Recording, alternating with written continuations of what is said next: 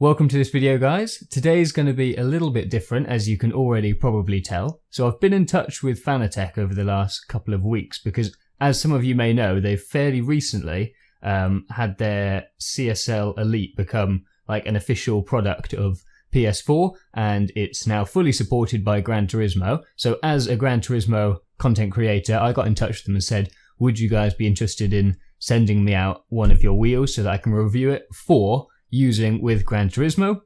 And they were very kind enough to agree to that, and they've sent me one out just to try. Don't get to keep it, sadly, maybe another time. And, you know, do you guys a review for using that wheel on Gran Turismo. Some of you guys may be sort of thinking about getting one, so hopefully these few videos will be able to help you. There's going to be a couple of videos. So today's one, I'm just going to be getting all of the parts out of the box, showing you guys what you get if you buy the PS4 bundle, which is designed to just be ready to play out of the box with all the bits you need for PS4. And also, yes, I'll be going through what you get, and also in-game on Gran Turismo, all of the different functionality of the wheel. And then in a later video, I'm going to be looking at actually reviewing the wheel, talking about how, the pros and cons, what do I feel about it? And then also I might be looking at comparing that to the G29 by Logitech, which is obviously the other wheel that I have. As you can see, it's all still in its boxes, so I'm going to get this unwrapped and then I'll show you guys what's inside. Okay, so just to go over this is the CSL Elite PS4 Starter Kit bundle. The total price is €500. That's EU price, of course. Hopefully you can translate that to your local region currency. This comes with the CSL Elite pedals, and it's just the 2 set pedals. You can add on to this the extra clutch pedal. And there are also the Club Sport version, which you can upgrade to. And as well as that, you can also pay an extra and get a load cell kit for the brake if you want a pressure-based brake instead of a travel-based brake. So that's kind of, a personal preference, but it is an optional extra. So it comes with this pedal set. And of course, it also comes with the CSL Elite Racing Wheel. This comes with both the wheel and the wheel base, I believe they call this, so it's like all one kit. So you've got the wheel, the base, and the 2 pedal set of pedals, and that's for €500, and you save €90 if you buy it as a bundle rather than individual parts, but you can do that way as well. Okay, so what's in the box? We're going to start with the pedals. So first off, silica gel. Make sure you add this, save this and add it to your next chili. Goes really well. Okay, so you've got the heel rest here. So this is what the pedals attach into. You've got the data inputs there for the pedals. It's got rubber grips for your carpet there.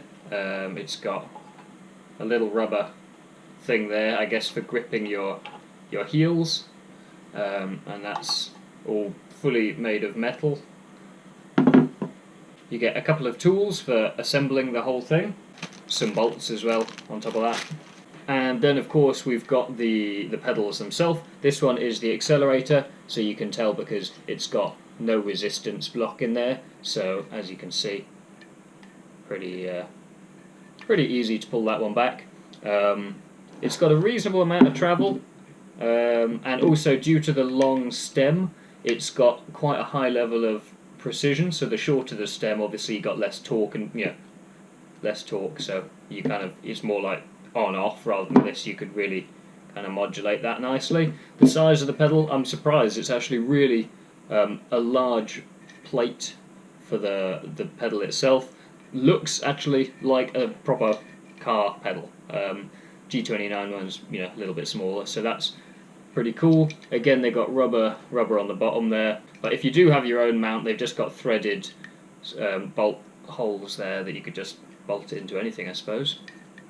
That's the accelerator, and then of course the brake as well. Same pedal design, no different in the pedal itself, except that they've added the resistance block here. So this is just like a foam resistance block. So a little bit tougher. Not too bad, but there's a reasonable amount of resistance in that, definitely compared to that one, but the pedal itself is actually exactly the same. So the pedal set itself is all fully aluminium. It comes in at about a little over 5 kilos, so it's quite like a chunky, heavy set. It feels really like all good quality, all really sturdy. A lot of it is just one piece, so there's not like lots of little bits. Obviously the arms themselves are separate from the base unit, but otherwise that whole base unit is all one mould, so it should be really nice and sturdy. I don't think that that's going to be breaking anytime soon, which is cool. As I said, these can be fitted into the heel rest or into your own rig. The front plates actually, let's see if I can... So the front plate, I've just sort of started doing it there, you can see. So it's rubber on the front, grippier surface, but it's advertised as being able to, there you go, it's advertised as being able to be either the rubber, or you can take that off and have like a metal surface there. That's just the bare aluminium. I imagine most people will opt for rubber, but I suppose some people, maybe depending on what kind of footwear you wear when you race, you might prefer a metal surface there. But you know, it's an optional thing for having that bit of rubber on there. On the site, it advertised them as 12-bit resolution, so I guess the sensors are like very precise. And as I said, with the long arms on the pedal, you've got really nice modulation. On a short pedal arm, you've got much less ability to modulate that pedal. Ta-da! Okay, so they're all set up now. This is with the 2 pedals attached with the heel rest stand thing. Obviously, you've got brake and accelerator over here. So, a couple of comments. Setting up was fairly easy. So, on the underside, what you will see is there are just a couple of bolts that literally go straight through the unit. Then the data cables that plug in there. The wheel plugs in on the side. If I take this rubber strip off, yeah, so this rubber strip that comes off, and that just covers over the lugs on the other side, and also gives you a bit more grip, I suppose, for your heels, because it's that kind of nice rubbery texture there. And happy days. So yeah, so that's the pedal set there, all set up and finalised. What is really cool is, you might have kind of worked it out from this, but the width of your pedals is completely customisable. So there's enough space for the additional clutch pedal, of course. You got the full width of that, and there's bolt holes all the way along. So you can literally have these nice and close together. If you do, say, a lot of heel and toe sort of stuff, you could have these nice and close together. If you like them apart, you could have them like, you know, that's almost probably a foot in distance apart, so you can have them apart or together, or however you prefer, to suit whatever it is that you might be doing. Okay, so that's the pedals done. Let's move on to the wheel. So we've got the power unit. It's a pretty solid brick, that one, actually. We've got some additional button options. I'll come back to those in a minute. Okay, so now onto the juicy bits. We've got the wheel itself. So this is the CSL Elite wheel for PlayStation. So as you can see, it's got the PlayStation branded button on the front there. Paddle shifters. You've got, it's quite nice. You've got a little D-pad here, but it's like a little wobble stick. You've got 4 face buttons there. You've got the PlayStation button, 3 more buttons there, and then you've got your X, circle, square, triangle. Of course, you've got your paddle shifters on the back. The paddle shifters are quite nice, actually. They've got they don't have much travel. It's literally just like a nice, satisfying click on the back there.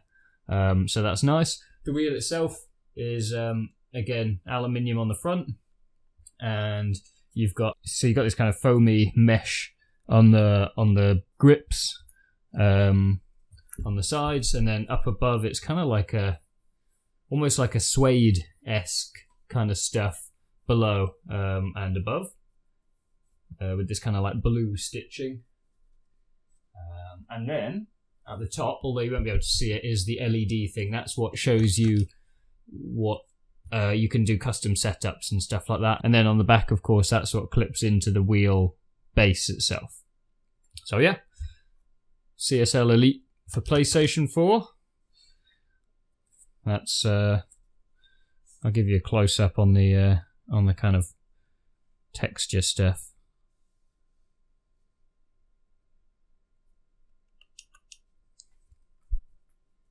Another instruction manual, as you can see. Kursenleitung. Oh, German. I think there's an English one in there. I hope there's an English one in there, otherwise I'm going to have a fun time setting it up. Yeah, I'm sure it'll be fairly self-explanatory. Instructions though. This here is the clamp for a desk, which is what I'll actually be using to test the wheel on. Okay, and then finally, we've got the wheelbase itself. This thing is pretty chunky, pretty heavy. So, as you can see, CSL Elite, you've got a mode there, power. That's obviously where the wheel clips in. On the back, you've got your plugins there for, what have you got? Shifter 2, pedal, handbrake. That's right, so this can support an optical, like an analog style handbrake. And it's an optional extra. There's a USB there and power. Cool, so yeah, you got your wheel, your base, the clamp. That's pretty much it. I'm going to get this set up. Okay, so it's all been put together now. So we've got the wheelbase here. Sorry, the wheelbase, and the clamp. And also these buttons. So I'll just quickly touch on these. So you get a whole pack of alternate buttons, and you literally, I'm just going to stand up here. So you can pluck them out here. As you can see, this one's missing. So it was R2, I've just pulled it out. And you literally just pull it out, although I had to get something to sort of just jimmy it because it was kind of stiff. And then to replace it, you've got loads here. You've got you could put whatever you want, seat adjustment or change transmission type, windscreen wipers, so you can customize which kind of keys you want where. And then you literally just, if I can do it, there you go. You literally just push it back in and then it's, all sorted. Cool. Okay, so let's just go through the specs of this one really quickly. So this stuff I've actually found out is supposedly real leather. You got the suede stuff up here, shifters. You got LEDs here, and you've got LEDs on the wheelbase as well. The wheelbase ones here, I think, are revs. This is like information, and also you can set up the wheel with all of its settings, all of its force feedback settings. So it's a brushless servo motor. It generates, I think, 6 Newton meters of torque, if that means anything to techno people. So it's a single belt drive, so it's very low latency, and also has a direct sensor in the axis itself, I think. I guess it detects it before it gets through the motor or something. I don't know exactly how that works, but supposedly that makes it better. The wheel itself is clamped underneath, if you can see right here. There's literally just a single bolt that goes through it's like a spring-loaded clamping system that clamps it onto the wheelbase. This here is the desk clamp, so you've got your 2 little feet, and then you just wind this one up to clamp it onto your table. Okay, so that's pretty much it. That's the wheel and the wheelbase. What I'm going to show you guys next is with it in-game, and I'm just going to show you, all of the compatibility features that this has for PS4, specifically for Gran Turismo. The manufacturers do suggest, they want you to plug this into PC first via the USB cable. You download the latest drivers, so this has got a chip inside it which can save the latest drivers, the latest firmware, so they can update it for new games or new compatibility or whatever. I suppose if there's any problems with it, I don't know. Anyway, so they suggest update it first via PC, then it's ready to go for PS4, and there's a number of games which is fully supported, including Gran Turismo. So let's do that next. Okay, so of course we're now in Gran Turismo, so if you go into your options menu and then into the controllers section, you will now find the Fanatec CSL Elite Racing Wheel at the bottom of the list. And just with all of the other racing wheels, it's fully configurable, so all of the buttons with the exception of the PlayStation button and the share button, and actually also the pause options button, are fully configurable to whatever you want. What's also quite nice is the little D-pad joystick thing is configured to use the multifunction display in Gran Turismo, which is just quite a handy little feature. Of course, when you're on the track as well, there are your normal force feedback settings that you can adjust. This is the maximum torque, and also the sensitivity. Now obviously it's a little bit different for this wheel than other wheels, as it's got its own inbuilt force feedback, torque and sensitivity settings, which we will go into right now. Okay, so finally, the other thing that is supported in the wheel settings, as well as the in-game settings, is the settings on the wheel itself. So to access these, you hit this button here, which is the little kind of spanner icon, and you'll see up on the top there, it now says setting 1. So you've got 5 presets, all the way 1, 2, 3, 4, 5. So you can change the settings in any of those, and they'll just save to that preset. So the first setting that you've got is SEN, sensitivity. So it's currently set to automatic, which basically means that the game can dictate how much sensitivity there is, in this case Gran Turismo. However, you can set this manually as well. So you see we're on auto now. You've got this funny little swivel stick thing here. So if you push this down, you'll see we go to 108. Now basically you have to add, because there's only 3 digits on this display, so you have to add a 0 on the end here. So this is 1080, which is the maximum. So as I go down, you can literally do it 10 degrees at a time. So a lot of steering wheels are 900. So if you wanted 900, obviously you cancel that 0. 90 plus the 0 on the end, so that would be 900, or all the way down to, I think, the minimum, which is 45 degrees either way. Well, let's have a look. Yeah, so the minimum is 90 degrees total, so that's, not very far, as you can see. So 45 degrees left, if I zoom out, 45 degrees that side. This is actually physically preventing me from turning that any further than 90 degrees, okay? Or if I go all the way up, back on auto, and that'll, go back to the full speed. So that's sensitivity. So after sensitivity, we have FF, which of course stands for force feedback. Starts automatically on 100, and that's 100%. So you can literally go down all the way to 0 until you turn the force feedback completely off. If I just lower this right down. So it's very, very, very easy for me to just turn that wheel. Whereas if I have it all the way up to the top, it's offering a lot more resistance there. Okay, so the next function after force feedback is SHO, which stands for shock. So this is the amount of rumble and vibration and kind of features that you get from the wheel. Again, in percent, I'm not going to bother doing it, but it starts at 100. You can go all the way down in 10% notches to 0.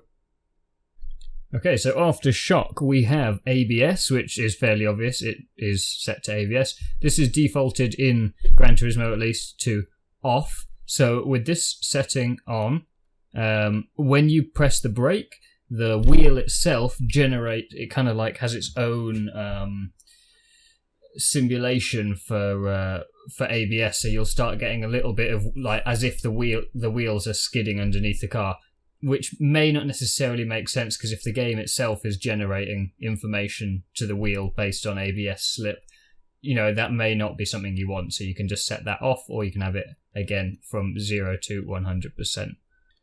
Okay, so after ABS, we have DRI, which stands for drift. So I think the idea here is that if you're mid-drift, or if you're doing a lot of drifting, that you can turn the wheel mid-turn much more lightly. It explains it as if it's like power steering. So it lightens the steering resistance mid-turn. So this is set but to -5, as in -5 resistance. So it's lighter to turn mid-corner, but you can go all the way up to -1 or off, and then it'll give you full resistance in the middle of the corner. Apparently you can get some oscillation, where you get the kind of the wobble and stuff if you have this set too low, or if the game is kind of not responding well to having that drift setting on. So you can play around with that if you like a lighter feeling mid-corner, or if you like a stiffer feeling mid-corner. Finally, we've got 3 settings for the feedback modifier. So you've got a force, a spring, and a damper, and these basically will just affect all of the information that the wheel is getting. So your force is basically pushing the wheel in a certain direction. So if you hit a bump, it'll push it. Spring is pulling the wheel, so I guess, G-forces will pull the wheels naturally in one direction. And finally, you've got the dampers, which I guess just reduce or increase the total amount of damping that the wheel does on all the effects, is what I would understand that to mean. Okay, so the final setting is FEI, which is the force effects intensity. So I suppose these are all the small things like going over rumble strips, hitting walls, all that kind of stuff. And again, that is just a percent-based sensitivity, so you can increase those little effects that the wheel generates or decrease them if you prefer a smoother driving experience.